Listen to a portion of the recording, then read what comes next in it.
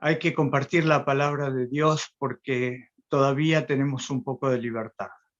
Y esa libertad en cualquier momento se puede terminar.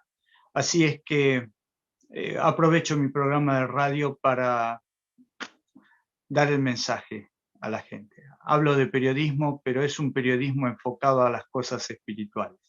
Es algo interesante porque no hay ningún programa así en el pueblo. Obviamente que hay programas de música, programas de periodísticos y algún programa religioso. Hay una FM religiosa. Son programas religiosos. Los que son programas religiosos son con predicaciones y con temas netamente religiosos. Mi programa es periodístico. O sea, muestro las noticias comunes de cada día, pero le voy dando un final enfocado a la palabra de Dios. Hoy, por ejemplo, mi programa terminé con una historia acerca del genocidio armenio. Estados Unidos acaba de reconocer que Turquía, o lo que era en aquel tiempo el Imperio Otomano, mató a 1,5 millones de ciudadanos civiles de Armenia. El Imperio Otomano era musulmán, Armenia era cristiana, y más que nada era una lucha entre dos religiones. Así que es algo que se ha visto muchas veces en la historia y se seguirá viendo hasta el tiempo del fin. Y les contaba una experiencia que había tenido con una señora armenia muy mayor, allá por 1997. Más o menos ella había nacido en 1910, tenía 5 años cuando su familia fue masacrada, y a mí me la presentaron, me la presentó una hija. Me dijo: Daniel, ¿podrías transmitirle un poco de paz a mi mamá? Porque ya está viejita, tiene 87 años, está postrada, está en una cama, y le pide a Dios que se la lleve, que la lleve al descanso y no se muere. Pero está muy, muy deprimida. ¿Podrías venir a casa y darle algo de paz, transmitirle algún mensaje? Y eso fue lo que hice durante algunos meses. La visité todos los sábados, iba a la tarde a la casa de esta señora de apellido Petrosian. Ustedes saben, no sé si saben, todos los apellidos armenios terminan en Yan. Mis padres eran amigos de muchos armenios que se radicaron en Argentina en aquella época después de la Primera Guerra Mundial. Petrosian, Minasian, Gurgemian, Berechiklian, qué sé yo, etcétera, un montón. Bueno, entonces, obviamente, un pedido así no se le niega a nadie. Iba todos los sábados, leíamos la Biblia, le relataba historias, hablábamos, tratando de que ella se abriera hacia mí, porque evidentemente había un problema en ella que no lograba transmitir. Me llevó algún tiempo. Yo también oraba y le pedía al Señor: Señor, dime qué es lo que tengo que transmitirle a esta abuelita, a esta mujer. ¿Por qué no la llevas al descanso? Tiene 87 años, está postrada, está inmóvil en una cama, esto no es vida. Pero evidentemente había algo que impedía que el Señor la llevara al descanso. Y el Señor me puso en la mente cuál era el problema. Y un sábado que estaba con ella, el Señor me dijo que le preguntara si había perdonado a los turcos por lo que le hicieron a su familia. Mataron a sus padres, hermanos, la dejaron huérfana, tenía 5 años, los tíos la recogieron y la llevaron a la Argentina, la trajeron a la Argentina. cuando le pregunté, le dije, Muti, Muti quiere decir abuela en armenio, Muti, ¿perdonaste a los turcos por lo que le hicieron a tu familia? Y ella me miró. No, me dijo, nunca los voy a perdonar por lo que me hicieron. Nunca. Entendí cuál era el problema. Entonces le dije, pero Muti, en el Padre Nuestro, Jesús nos enseñó que tenemos que perdonar porque si no, no seremos perdonados. Perdona nuestras deudas, nuestras faltas, nuestros pecados, como nosotros perdonamos a los que pecan en contra de nosotros. Si no perdonas a los turcos, el Señor no te puede perdonar a ti. Y si no te recibes el perdón, no vas a heredar la tierra nueva. Yo vi que eso le había causado un impacto estremecedor, porque se quedó dura mirándome. Me clavó los ojos y se quedó inmóvil. Y yo la estaba mirando también. Entonces me di cuenta que ella estaba recordando su niñez, que estaba recordando la masacre, el genocidio, sus padres, sus hermanos. Y me quedé ahí, no dije más nada. La dejé que recordar todo el tiempo que quisiera. Me quedé a su lado hasta que empezó a llorar. Y después de un rato me dijo, los perdono. Nos abrazamos, hicimos una oración. La hija había estado mirando esta situación sin intervenir. Desde la otra habitación estaba escuchando todo. Se acercó en el momento de la oración. Bueno, me despedí de Muti. Le dije, Muti, nos vemos la semana que viene. Me despedí de la hija, me agradeció. Cuando llegué el sábado siguiente, Muti ya no estaba. Había fallecido el viernes a la tarde. Nunca más la volví a ver, pero estoy seguro que Muti va a estar en el reino de los cielos porque perdonó. Y yo muchas veces digo, ¿cuántas cosas peores que esas nos hicieron a nosotros? Creo que no, creo que no. Si Muti pudo perdonar, nosotros también podemos perdonar. Bueno, esta es la introducción. Ahora vamos al tema de hoy. Los sistemas de control para establecer un nuevo orden mundial. Vamos a inclinar el rostro para pedirle al Señor que nos guíe en esta conferencia. Querido Padre Celestial, nos ponemos en tus manos de amor, te rogamos que este tema tan difícil pueda ser comprendido por todos aquellos que están en esta reunión o que van a ver este video. Señor, que sea de bendición y que sirva para abrir los ojos y la mente de todos aquellos que lo van a escuchar. Pedimos también que tu Espíritu esté con nosotros, en el nombre de Jesús. Amén. Este es un tema difícil. Muy, muy, muy difícil.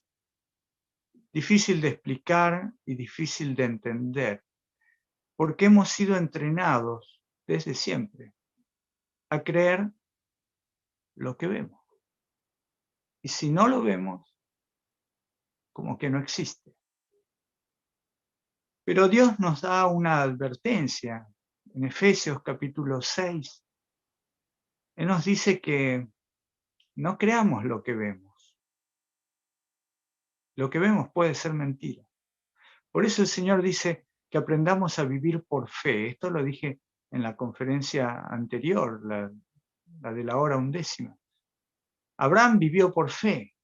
Los héroes del capítulo 11 de Hebreos vivieron por fe. Es imposible agradar a Dios si no tenemos fe, porque la fe no se puede ver. En Efesios capítulo 6,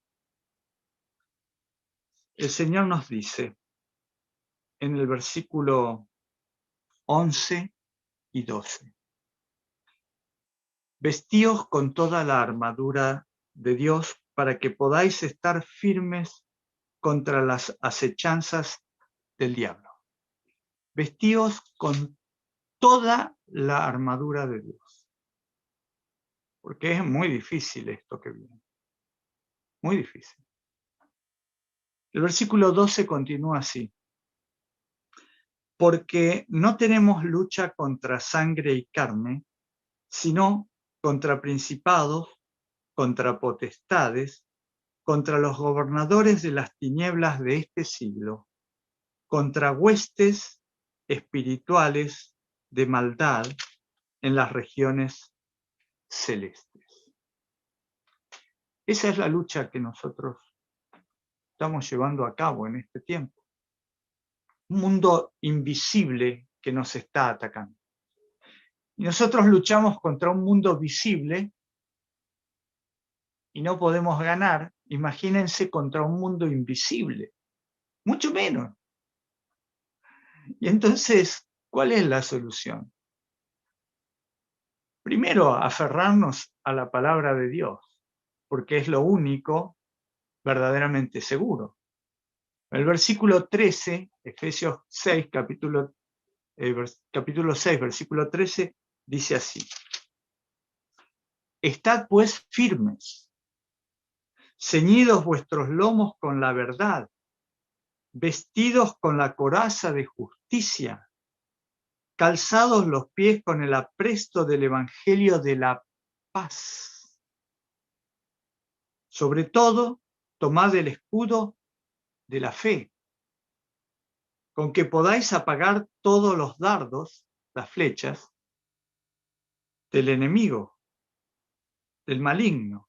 Tomad el yelmo de la salvación y la espada del Espíritu, que es la palabra de Dios, orando, dice el versículo 18, orando en todo tiempo, con toda oración y súplica en el Espíritu, y velando en ello con toda perseverancia y súplica por todos los santos. Oración, fe, el Evangelio de la paz. Todo eso es lo que el Señor pone a nuestra disposición para luchar contra las acechanzas del enemigo. En un universo, en una dimensión invisible a nuestros ojos. Muchas veces cuando hablamos de dimensiones invisibles o dimensiones paralelas a la nuestra, pensamos que estamos hablando de ciencia ficción o de alguna película de Hollywood. Pero el Señor mismo nos dice, existe otra dimensión que ustedes no pueden ver. Y en esa dimensión se mueven seres que están tratando de perjudicarlos, los gobernadores de las tinieblas. Entonces, queridos hermanos, unge tus ojos con colirio para que veas. Tenemos que tratar de ver qué hay ahí atrás, para poder defendernos mejor, para poder entender cuáles son las trampas del enemigo. Y no les estoy diciendo que se metan en el ocultismo, ni que vayan a consultar con pitonisas o con médiums. Lejos de eso.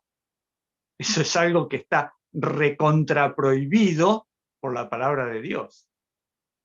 Pero sí, a través del estudio de la palabra de Dios y de los mensajes que ha dado a través de su sierva, Elena de White, en El conflicto de los siglos, nosotros podemos entrever qué es lo que Satanás está preparando en este tiempo.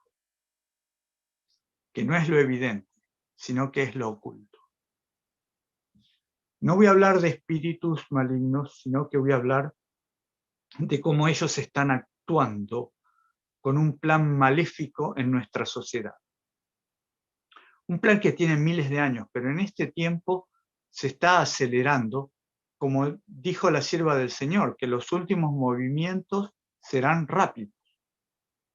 Rápidos para que nadie los pueda ver ni entender.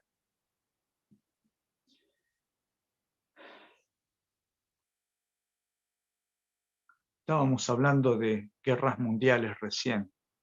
La Primera Guerra Mundial fue la desaparición del Imperio ruso, la desaparición del Imperio otomano, la desaparición del Imperio austrohúngaro, el principio del fin del Imperio británico. O sea, los imperios empezaron a caer allí después de o durante la Primera Guerra Mundial.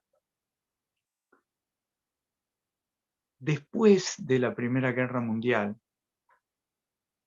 empezó a surgir, seguramente comandado por Satanás, porque muchos de estos líderes eran satanistas, y Satanás quiere lograr el control del mundo, así que influyó en todos ellos, en esos dirigentes, para que llevaran adelante un tipo de políticas que convencieran al pueblo de las bondades de esos regímenes.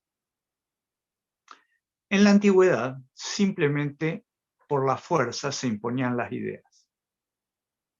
Era muy poca la gente que accedía a medios masivos de comunicación, no existían. No había una comunicación muy grande. La gente no sabía leer ni escribir, entonces los que leían diarios o folletos eran muy pocos, muy pocos. Pero al final del siglo XIX, principio del siglo XX, ya la educación se había diversificado más, pero para hacer más rápido la llegada a la gente, se inventó la radio. Entonces, para escuchar los mensajes ya no era necesario leer o escribir. Simplemente con tener el oído en un receptor de radio se escuchaban los mensajes. Y el Partido Nacional Socialista de Alemania, que después fue conocido como los nazis, hizo un uso muy inteligente de los medios de comunicación para convencer a la gente. Fue la experimentación del uso de medios masivos de comunicación.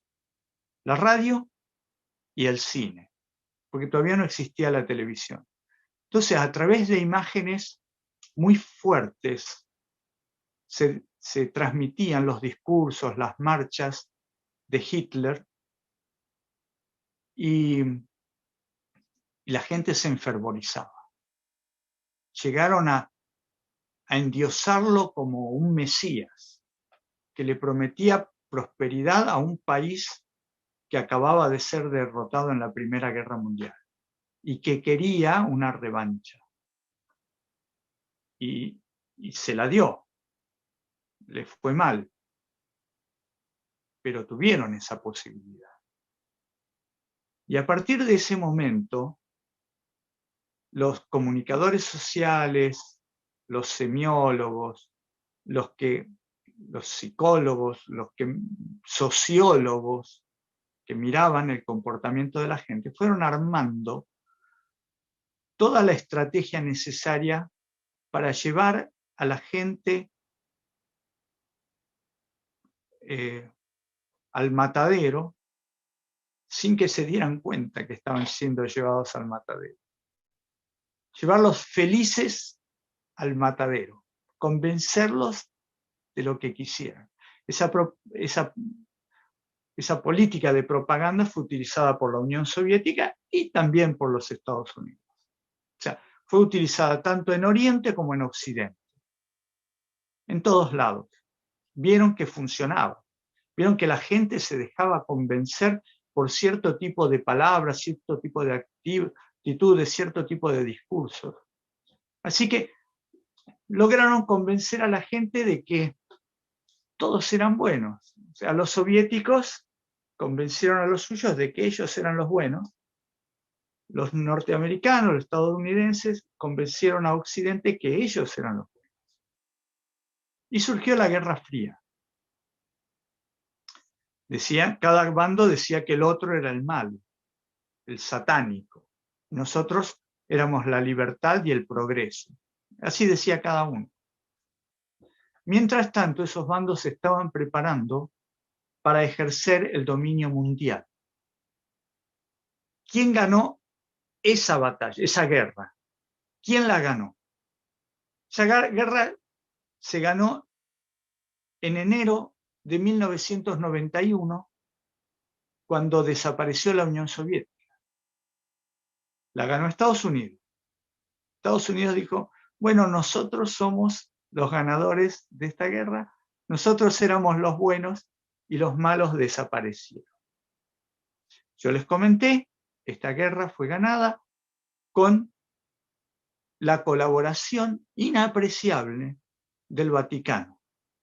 Estados Unidos y el Vaticano unieron sus manos a través del océano y juntos prepararon la estrategia para destruir a la Unión Soviética. Algo impensado en los tiempos de Elena de White había ocurrido. Y Estados Unidos se preparó a presentarse al mundo como el paladín de la libertad. Triunfaron los buenos, como en las películas en las cuales el muchachito es el ganador. ¡Qué maravilla! Hasta que las cosas comenzaron a cambiar. Solamente aquellos que tenían la mente abierta pudieron ver el cambio. Se estableció la necesidad de instrumentar a nivel mundial un sistema de control de todos los individuos para que no haya más terrorismo. Esa fue la excusa. Yo en aquel tiempo trabajaba en un diario muy importante de Argentina, el diario La Nación, un diario, para hacer la comparación, para que ustedes lo entiendan, el New York Times de Argentina. Eso era. Yo trabajaba ahí, trabajé durante 23 años. Tenía acceso a mucha información que no se publicaba. Y tenía acceso a documentos que no se publicaban, tanto en los archivos como el documento que llegaba de distintas fuentes. Todavía en aquellos años no existía internet, así que llegaban por fax o por distintas otras, por correo, qué sé yo. Llegaba información y un día, y agradezco a Dios por esto, cayó en mis manos un documento que transcribía exactamente el discurso que el canciller argentino había dado en una reunión de cancilleres de toda Latinoamérica que se había realizado en Buenos Aires en esos días. Y el discurso decía más o menos así: es necesario que para proteger a nuestra ciudadanía establezcamos una supersecretaría de seguridad que controle los movimientos de todos los ciudadanos para prevenir cualquier ataque terrorista. Bueno, Latinoamérica acababa de salir recién de gobiernos militares. Uruguay, Argentina, Chile todavía no. Fue unos años después que Chile se liberó de la dictadura de Pinochet, pero Brasil, Paraguay, Uruguay, Perú, habían salido de regímenes dictatoriales, militares, y habían logrado pacificar bastante sus países. Prácticamente no había guerrillas ni terrorismo en todos esos países. Un poquito en Perú con Sendero Luminoso. Colombia siempre estaba con algún tipo de guerrilla financiada por el narcotráfico, pero el resto de Latinoamérica estaba bastante en paz. Año 1994. Ya había caído la Unión Soviética, no había amenaza comunista como nos habían enseñado que el comunismo era una gran amenaza. Bueno, ya no había. Entonces se presentó este proyecto en todos los países de Latinoamérica. En Chile no hubo problema porque ya existía una supersecretaría de seguridad bajo el régimen militar, simplemente se la mantuvo.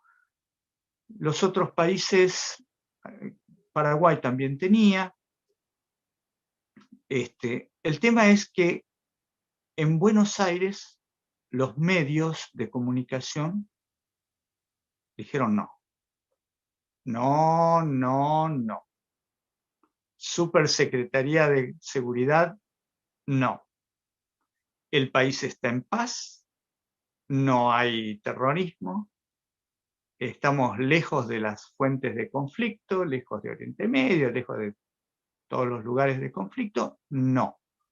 Porque las secretarías de seguridad después se transforman en órganos de represión. Nos ha costado mucho la libertad, no queremos supersecretarías de seguridad. Eso es lo que dijeron la opinión pública, los medios más importantes. Clarín, La Nación, la prensa, etcétera, etcétera. Todos estuvieron en contra de implementar una supersecretaría de seguridad. Entonces el gobierno del presidente Menem tuvo que retirar el proyecto. Y al retirar el proyecto dijo, no han visto la importancia de esta propuesta, por eso la retiramos. Implícitamente estaba diciendo, si ocurre algo, va a ser culpa de ustedes. Y adivinen qué. Esta propuesta fue, la reunión de cancilleres fue en marzo del año 94. La propuesta fue en abril del 94. El rechazo fue en mayo del 94. Y en julio del 94, el 18 de julio del 94, explotó una bomba en la sede de la AMIA, de una entidad judío-argentina, que voló en pedazos un edificio de 10, 12 pisos, una cosa así. Voló en pedazos y volaron los vidrios y parte de otros edificios aledaños. Murió mucha gente, más de 80 personas. Muchos heridos también. Y adivinen qué. 2 días después se impuso la Supersecretaría de Seguridad en el país y nadie dijo nada. El tema es que inmediatamente se acusó a Irán de haber hecho volar el edificio de la AMIA, pero nunca se pudo probar. Lo que sí se pudo probar es que el vehículo donde estaba la bomba había sido armado por argentinos y que estaba involucrada la policía de la provincia de Buenos Aires en el armado de esa bomba y en la provisión de los explosivos. Hasta el día de hoy no se ha podido probar quién hizo volar la AMIA. Los gobiernos se desentienden, los familiares de los fallecidos reclaman justicia y nadie les da justicia. En Perú pasó más o menos lo mismo. Hubo un atentado, el país no quería poner una supersecretaría de seguridad, estaba el gobierno de Fujimori, hubo un atentado en la Universidad de Lima e inmediatamente se puso a la supersecretaría de seguridad. Porque ese era un plan a nivel continental, probablemente también en Europa, en otros lugares estaba ese plan de crear una supersecretaría de seguridad para controlar a los individuos. ¿Cuándo se colocó esa supersecretaría de seguridad en Norteamérica? Estamos hablando de Latinoamérica, de México hacia el sur. El 11 de septiembre del año 2001, después de los atentados a las Torres Gemelas, lo primero que hizo el gobierno de Bush fue firmar el Acta Patriótica que restringía todas las libertades, o sea, una pérdida de la libertad. Toda la libertad que se había ganado después de la caída de la Unión Soviética se había perdido en esa siguiente década rápidamente por atentados terroristas. Atentados terroristas muy cuestionables. Ustedes viven en Nueva York. Estoy hablando a la iglesia de Staten Island en Nueva York. Yo conocí personalmente las Torres Gemelas. Viajé a Nueva York en dos oportunidades y en una de esas visité las Torres Gemelas, las recuerdo bien. Edificios tan grandes son diseñados y fabricados para resistir choques con aviones, porque un edificio tan grande, la probabilidad que choquen con un avión es real. Entonces están diseñados para que el choque de un avión no lo afecte demasiado. ¿Por qué? Porque la explosión de un avión, de un tanque de combustible de un avión, no puede nunca jamás generar el calor suficiente para derretir la estructura de acero de un edificio, porque el acero se derrite a una temperatura que es el doble del calor que proporciona el combustible de un avión. Por lo tanto, las estructuras no podrían haber colapsado. Si hubiese colapsado una parte del edificio, habría sido en el lugar donde se estrelló el avión. Y nunca podrían haberse derrumbado las dos torres como se derrumbaron. Para eso, para que se derrumbaran como se derrumbaron, tendrían que haber sido afectada la base de la torre y no los pisos superiores. Hay muchas preguntas. ¿Por qué todos los directivos de las empresas importantes que tenían sus oficinas en las Torres Gemelas fueron avisados el día anterior, el 10 de septiembre, que no fueron a trabajar el 11 de septiembre? Los atentados fueron a una hora lo suficientemente temprana como para que ninguno de los grandes ejecutivos de las empresas estuvieran allí. Se avisó a todos los miembros del gobierno, del gabinete del país, que no volaran el 11 de septiembre. Se les avisó el día anterior, que no tomaran ningún avión. En las filmaciones de las caídas de las Torres Gemelas se ven explosiones en los pisos de abajo. En los restos de las columnas centrales de las torres se ve que están cortadas en diagonal. Y eso se logra solo con un elemento que se llama termite se escribe, se llama termite, que produce un calor lo suficientemente elevado como para derretir el acero, que es de 2500 grados centígrados. Y el calor generado por el combustible en un avión no supera la mitad de eso, 1500 grados. Ustedes saben que de los 7 edificios que componían el World Trade Center, el Centro Mundial de Comercio. Que todavía no. ¿Qué? Que todavía. De esos 7 edificios, 2 fueron impactados por los aviones y cayeron. Pero ese día, el 11 de septiembre, cayeron 3 edificios. El edificio 7, que estaba al lado de las Torres Gemelas, de unos 50 pisos de altura, también se derrumbó, pero no fue afectado por ningún incendio y ningún avión. ¿Y cómo es que se derrumbó un edificio de 50 pisos el mismo día de las Torres Gemelas, al lado de las Torres Gemelas? Hay muchas preguntas que no se han respondido.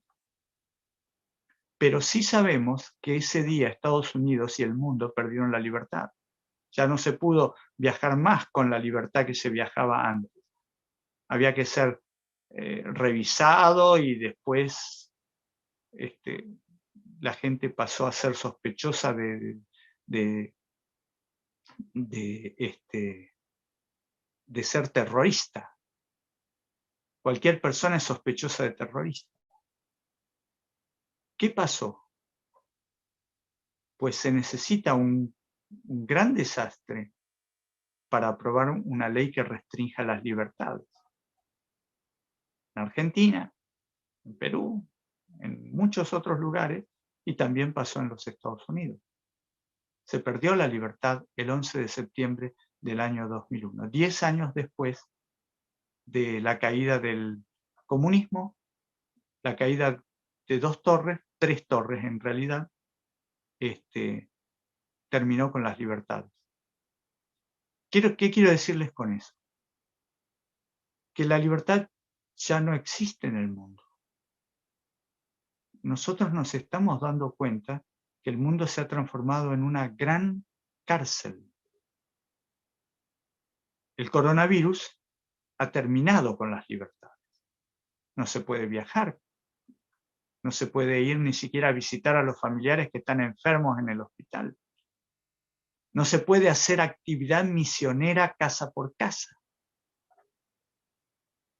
Todos somos sospechosos, no de terrorismo, bueno, terrorismo médico, terrorismo de salud. Todos somos sospechosos de llevar en nuestros cuerpos una gravísima enfermedad.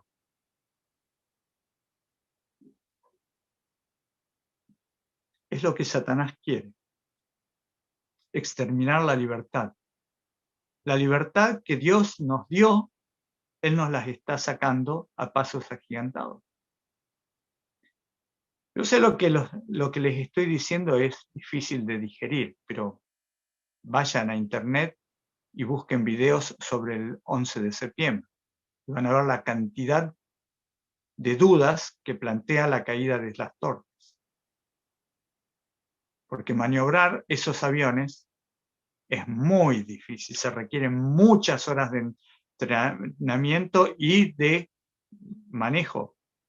Y los supuestos terroristas no podían manejar un Cessna, un avión pequeñito. No podían hacerlo porque los instructores, donde ellos tomaban clase, dijeron, esta gente yo no les doy un Cessna, no pasaron de los comandos virtuales, pues no les podían dar un avión pequeñito y van a volar un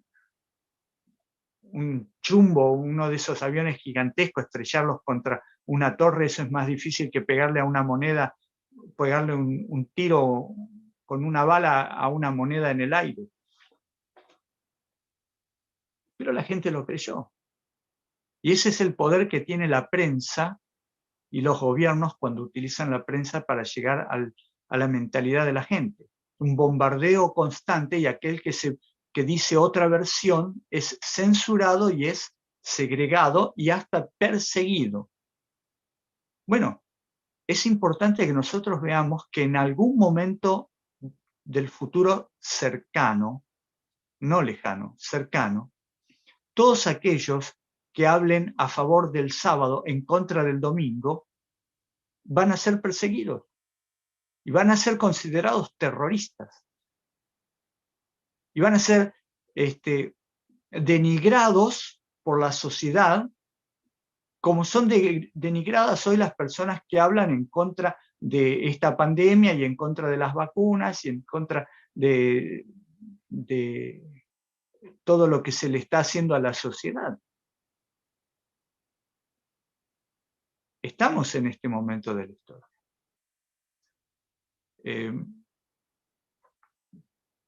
¿Qué puedo decirles? Yo tengo 45 años de experiencia en materia de comunicación social. Trabajo en medios de comunicación desde hace 45 años. Tengo 3 títulos universitarios en comunicaciones y un posgrado.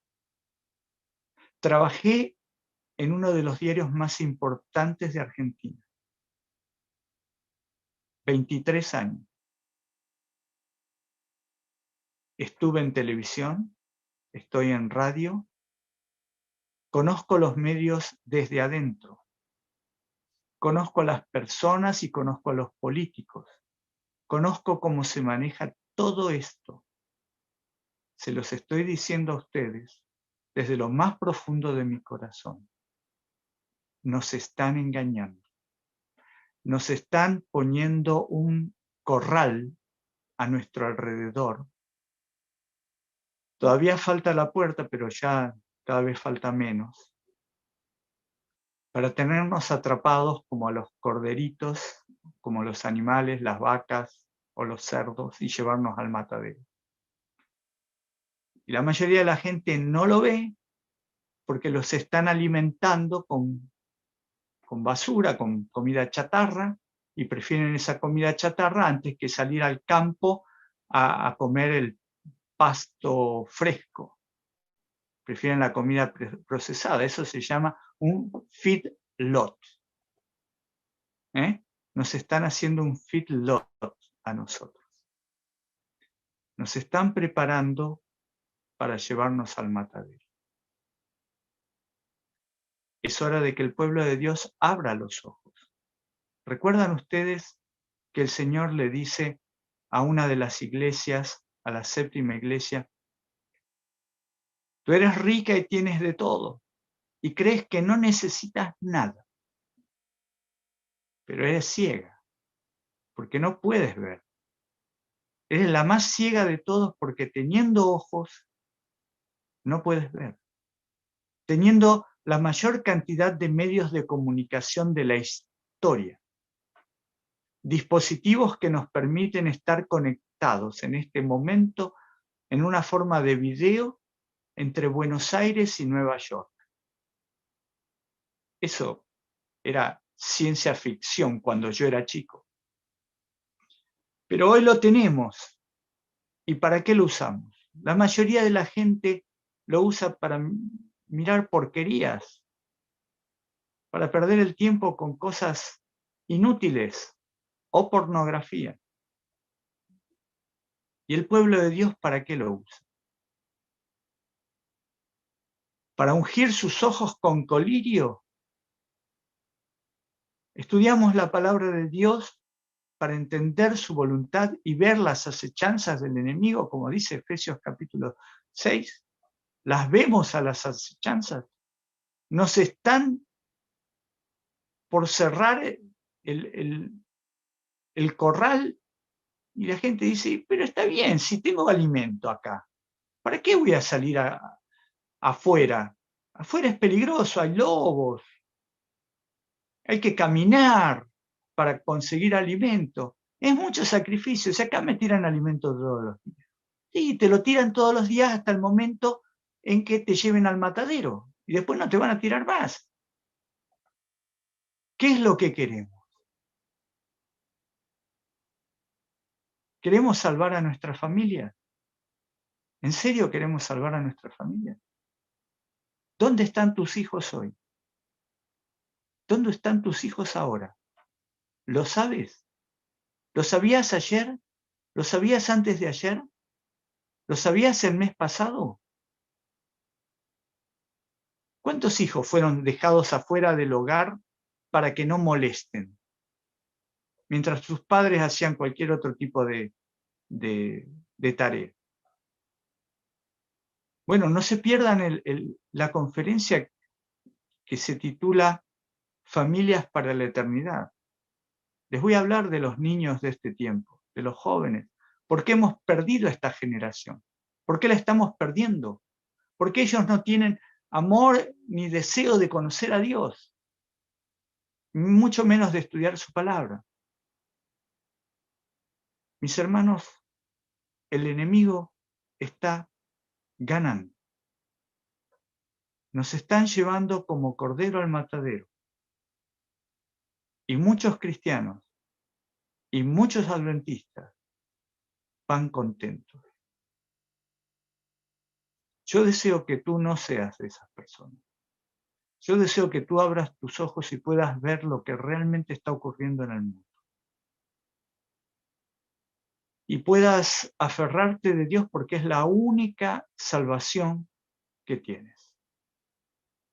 Y en esta tarea de escudriñar su palabra y de estudiar y de aferrarte a Dios y de leer, te recomiendo un libro. Además de la Biblia, claro. Te recomiendo El conflicto de los siglos, de Elena de White. Antes de que lo prohíban. Nos van a prohibir todo, nos van a sacar todo. Si no lo tienes, cómpralo, guárdalo, léelo. Todo se está cumpliendo hoy. Que el Señor te bendiga y te guarde, que haga resplandecer su rostro sobre ti y tenga de ti misericordia. Que Jehová alce sobre ti su rostro y ponga en ti paz. Es mi sincero deseo, porque quiero verte en la tierra nueva y quiero que podamos abrazarnos porque ahora no podemos abrazarnos, no solamente porque estamos lejos, sino porque el gobierno nos prohíbe que nos abracemos y que nos besemos y que sintamos la presencia uno de otro, porque lo que Dios nos dio es eso, la comunidad entre todos los cristianos, entre todos sus hijos. Él dice, si me voy, les voy a preparar un lugar para que ustedes vengan conmigo, para que donde yo estoy, vosotros también estéis. Nos quiere a su lado. Quiere que lo abracemos y lo besemos y le digamos cuánto lo amamos por todo lo que hizo por nosotros. Que esta noche puedas descansar pensando en cuánto te ama Jesús.